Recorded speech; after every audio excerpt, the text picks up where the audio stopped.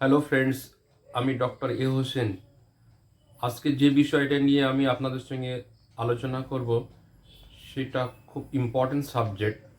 সেটা হচ্ছে অ্যান্টিবায়োটিকের ব্যবহার। কয়দিন আগে একজন মহিলা, মানে আমার পেশেন্ট, ফোন করে বলল, ডাক্তারবাবু আমি অনেক দূরে আছি, কলকাতা থেকে ডিস্ট্রিক্টে এসেছি, আমার বাচ্চার খুব জ্বর হয়েছে, তো একটা ভালো অ্যান্টিবায়োটিকের নাম বলে দিন।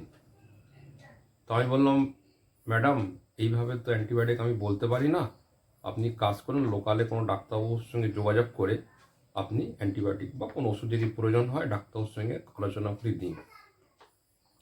এটাও একটা দিক। আবার অন্য দিকও দেখেছি, আমি যেহেতু মেডিসিন শপে প্র্যাকটিস করি, আমি প্রচুর পেশেন্ট দেখেছি। এটা সাপোজ এটা ডিসেম্বর, ফেব্রুয়ারি মাসে বাচ্চাকে দেখিয়েছে, সেই প্রেসক্রিপশন নিয়ে এখনও ওষুধ কিনে বাচ্চাদের খাওয়াচ্ছে। সেখানে অ্যান্টিবায়োটিক থাকে, প্লাস আরও অনেক ওষুধ থাকে, সে ওষুধগুলো খাচ্ছে। তো তাদের কাজ হয় বলে সাপোজ এই জন্য আমরা এইভাবে গার্জেনটা করে থাকি। কিন্তু এটা কতটা ক্ষতিকর সেটা আমরা হয়তো জানি না। তা সেই ব্যাপারটা নিয়ে একটু শেয়ার করা। তো সাধারণত আমরা জানি যে জ্বর বা সর্দি কাশি হলেই একটা ভালো অ্যান্টিবায়োটিক খেলেই বাচ্চা বা আমরা নিজেরা সুস্থ হয়ে যাই, কিন্তু এটা এরকম ঠিক নয়। তো একটু অ্যান্টিবায়োটিক সম্পর্কে একটু হালকা ধারণা দেই। অ্যান্টিবায়োটিক একটা ওষুধ ডাক্তাররা দিয়ে থাকেন। তো অ্যান্টিবায়োটিক মানে হচ্ছে যে অ্যান্টিবায়োটিক কথাটা এইভাবে এসে, যে ওষুধটা ব্যাকটেরিয়ার বিরুদ্ধে কাজ করে সেটাকে আমরা অ্যান্টিবায়োটিক বলে থাকি।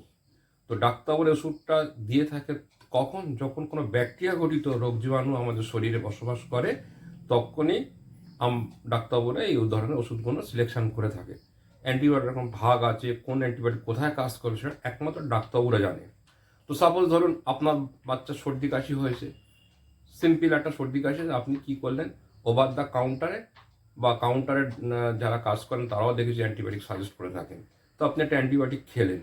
তো অ্যান্টিবায়োটিকের কাজ কি, সে তো বসে থাকবে না আপনার শরীরে গিয়ে, তো সে আপনার শরীরে গিয়ে কাজ করবে। কি কাজ করবে, সে দেখলো কোনো প্রথমে সে রোগ জীবাণু খুঁজছে, আপনি খেয়েছেন, সেই রোগ জীবাণু কিছু পায়নি, কিন্তু সে তার কাজ তো বন্ধ রাখবে না।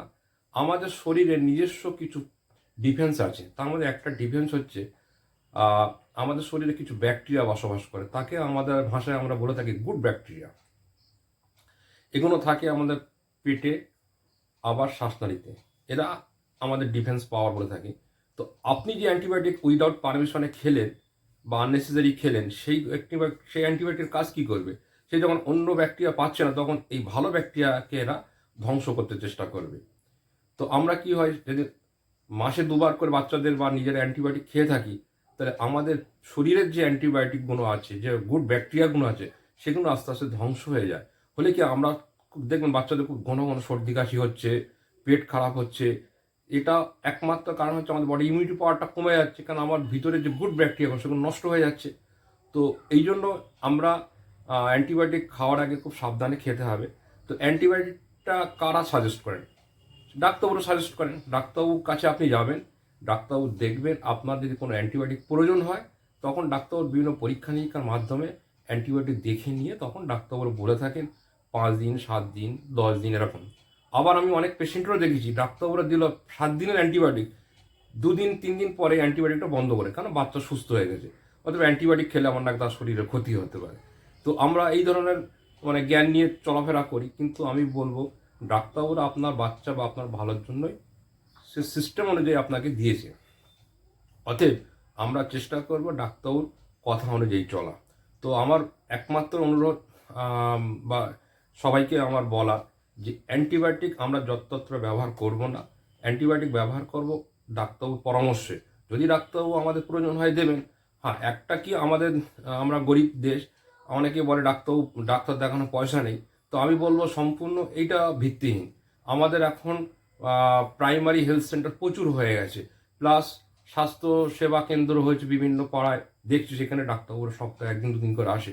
সেখানেও আপনারা যদি মনে করেন যে প্রাইভেট ডাক্তার দেখাবেন না, তাদেরকেও দেখিয়ে নিতে পারেন। দেখিয়ে নিলে কি আপনার শরীর সুস্থ থাকবে। আপনার গুড নাইট।